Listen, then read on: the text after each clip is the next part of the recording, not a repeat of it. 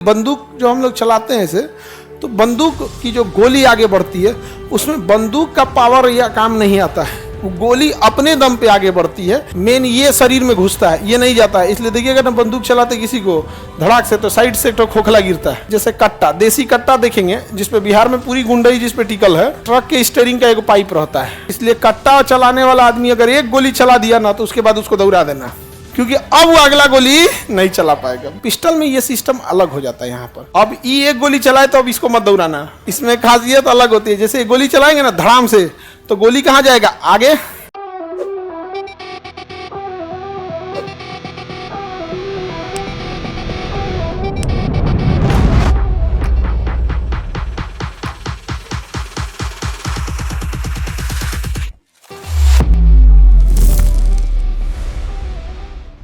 Gun metal देखिए, क्या देखते हैं? Gun metal. गन मेटल में क्या क्या लगा होता है? कॉपर, जिंक और एसन। कॉपर, जिंक और एसन, ये क्या हो गया भैया? Gun metal. गन मेटल की खासियत क्या होनी चाहिए? ये बहुत ज़्यादा प्रेशर और बहुत ज़्यादा हीट झेल लेना चाहिए, क्योंकि गन का जो बैरल होता है ना, एक बार गोली चलाते हैं लोग तो बहुत ज़्यादा एक्सट्रीम टेम्परेचर झेल लेता है। समझ में आ गया कि नहीं आ गया? गन मेटल मतलब चलो आप एक मैगजीन खाली करेंगे तो आपका पिस्टले गर्म होकर गल जाएगा। समझ में आ रहा है कि नहीं आ रहा है? वो बहुत ज़्यादा गर्मी को क्या कर लेना चाहिए? बर्दाश्त करना चाहिए, क्योंकि बंदूक की जो गोली, बंदूक जो हम लोग चलाते हैं इसे, तो बंदूक की जो गोली आगे बढ़ती है उसमें बंदूक का पावर या काम नहीं आता है। वो गोली अपने दम पे आगे बढ़ती है, क्योंकि बंदूक का जो सेल होता है, कारतूस, यहाँ पर इसके पीछे प्राइमर लगा होता है। और ये कार्टेज हो गया, ये कार्टेज। इस कार्टेज के अंदर भरा होता है आपका बारूद, गन पाउडर। इसके अंदर क्या भरा है? बारूद, गन पाउडर भरा हुआ है। ये एकदम बारूद भरा हुआ है, गन पाउडर यहाँ पर। अब इसके आगे लगी रहती है आपकी बुलेट। मेन ये शरीर में घुसता है, ये नहीं जाता है। इसलिए देखिएगा ना, बंदूक चलाते किसी को धड़ाक से तो साइड से तो खोखला गिरता है, वो ये वाला गिरता है, और आगे जाता है ये वाला। इसके पीछे लगा होता है प्राइमर। प्राइमर उसे होता है कि इस पर थोड़ा सा भी झटका पड़ेगा ना तो ये आग पकड़ लेगा। आग पकड़ने के बाद ये किस में आग लगा देगा? बारूद में आग लगा देगा। रॉकेट में क्या करते हैं आप? जला किस में आग लगाते हैं? बारूद में। रॉकेट में आग किस में लगाते हैं? बारूद में। अब बारूद रॉकेट को कहाँ ले जाता है? आगे लेके चला जाता है। लेकिन आप जो दिवाली में रॉकेट छोड़ते हैं वो अनगाइडेड होता है, किधर चल जाएगा पता ही नहीं चलेगा। आदमी बोतल में भर के मारता है, कब बोतलों गिर जाता है। बोतल में भर के मारेगा आदमी, क्या गिर जाएगा? बोतल गिर जाता है। तो ये हो गया बंदूक की गोली। मेन यही होती है बंदूक की गोली। बंदूक कोने काम में आता है तो इस गोली को रखने के काम में आता है। जैसे कट्टा, देसी कट्टा देखेंगे जिसपे बिहार में पूरी गुंडई जिसपे टिकल है, पूरे बिहार का जो बहसबाजी टिकल है, किस चीज पे टिकल है? कट्टा। कट्टा में कौन चीज रहता है? स्टीयरिंग, ट्रक के स्टीयरिंग का एक पाइप रहता है। स्टीयरिंग का क्या हो गया? एक पाइप हो गया, यहाँ लगा देगा यहाँ पे कट्टा में, और यहाँ एक तो हैंडल बना देगा, और यहाँ पे एक तो हैमर लगा देगा, हैमर। ये यहाँ पे एक तो कॉकिंग सिस्टम डाल देगा, हैमर को स्प्रिंग से इसे जोड़ देगा। हो गया कट्टा, देसी कट्टा बन गया। इसी पे पूरा बिहार में गुंडई होता है। बिहार में गुंडई नहीं है, बिहार में निचतई है। समझा गया? यहाँ बड़े लेवल के आपको नहीं मिलेंगे से, यहाँ पे यहाँ बड़े लेवल का नहीं। किसको मारेगा उसको पक्का पता होना चाहिए, कुछ नहीं कर पाएगा। किसी गरीब ठेला वाला, रिक्शा वाला, ये सबको मार के धुआं धुआं कर देंगे, हाई कर देंगे। जैसे जाएगा सब ना दिल्ली मुंबई कमाते, तो इसको सबसे पहला गाली सुनने को मिलेगा, जानते हो कहाँ पे? पहला गाड़ी आएगा चाय वाला मुगल सराय स्टेशन पे। मुगल सराय स्टेशन पे घुसते के साथ दिल्ली मुंबई। तो गुंडई करोगे तो कोई क्या करेगा? नहीं समझे? अच्छा, अगर कोई बिहारी को बम्बई में दिक्कत होगा तो कहेगा कि हम बिहारियों को वहाँ काम करने नहीं दे रहा है। और आप समझो, जब बिहार में आएगा तो मुजफ्फरपुर का कोई आदमी पटना में आके बिजनेस करेगा तो पटना का आदमी कहेगा ये बाहर से आया है। मतलब तुमको बम्बई में रेस्पेक्ट चाहिए, और तुम्हारे ही हमारे ही बिहार के अगर एक जिला से दूसरे जिला आ गया तो ये बाहर का है। तुम किसी मुसीबत में फंस जाना, जिस लॉज में रहते हो लॉज वाला तुम्हारा हेल्प नहीं करेगा। तुम पटना की बात कर रहे हैं, तुम कभी किसी मुसीबत में फंस जाना, जिस लॉज में रहने वाला नहीं कहेगा। तुम 5 दिन किराया लेट से देख के देखो, दूसरा देख लो, लॉज दूसरा देख लो। नहीं समझे भाई? आप पहले अपने स्टेट में तो देख लो, बाद में तमिलनाडु, मुंबई या दिल्ली देखा जाएगा। तो यही है पूरे बिहार की गुंडई। अब इस पे हैमर स्प्रिंग से जुड़ा होता है, इसे दबाइएगा तो हैमर पीछे जाके ठक से मार देता है किस पे, प्राइमर पे। अब प्राइमर क्या करता है, इसके अंदर बारूद को जला देता है, और ये केवल बाहर का हिस्सा आगे निकलता है, बस आगे निकलता है। अब ये एक गोली चलाने के बाद जो देसी कट्टा होता है, इसी को क्या कहते हैं, कट्टा, अब ये काम नहीं आएगा। अब ये हो जाएगा गरम, इसकी पूरी नली क्या हो जाएगी, गरम। अब इसको रुमाल से इसे खोलना पड़ेगा, पिछवा से खुल जाता है, अब फिर एगो गोली भरना पड़ता है। तो इसलिए कट्टा चलाने वाला आदमी अगर एक गोली चला दिया ना, तो उसके बाद उसको दौड़ा देना।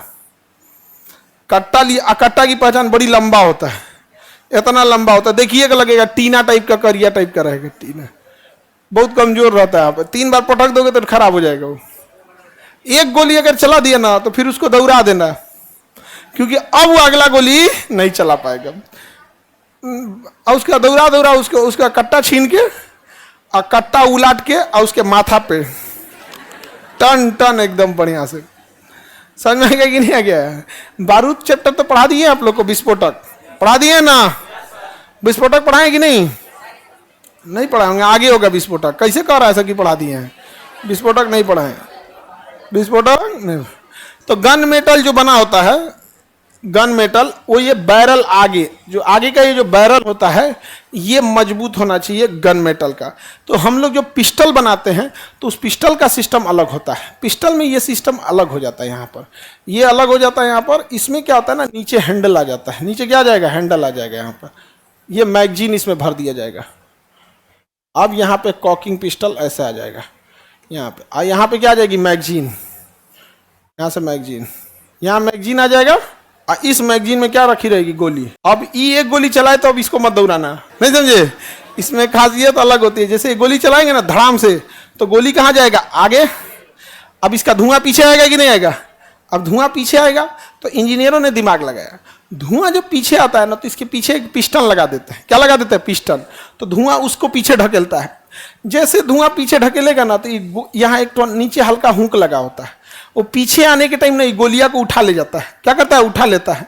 और फिर जब आगे जाता है तो गोली को फिर चैम्बर में क्या हो जाता है, बैठा देता है। तो आपकी बंदूक की गोली तो आगे निकल गई, और जो पीछे झटका आया, वो आने के टाइम पे, लौटने के टाइम पे जो बंदूक पीछे आती है, ऊपर का पीछे आता है, वो मैगजीन से किससे उठा लेता है, गोली को उठा के कहाँ लेके चल जाता है, चैम्बर में।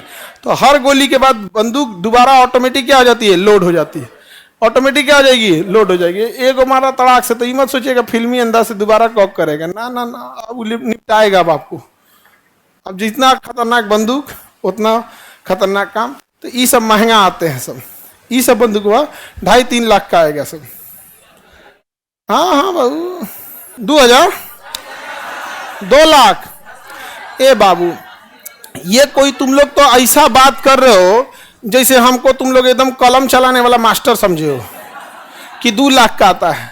हाँ, तुम बेरेटा खरीदो, तुम ग्लॉक खरीदो, 27 लाख का आएगा, खरीदो।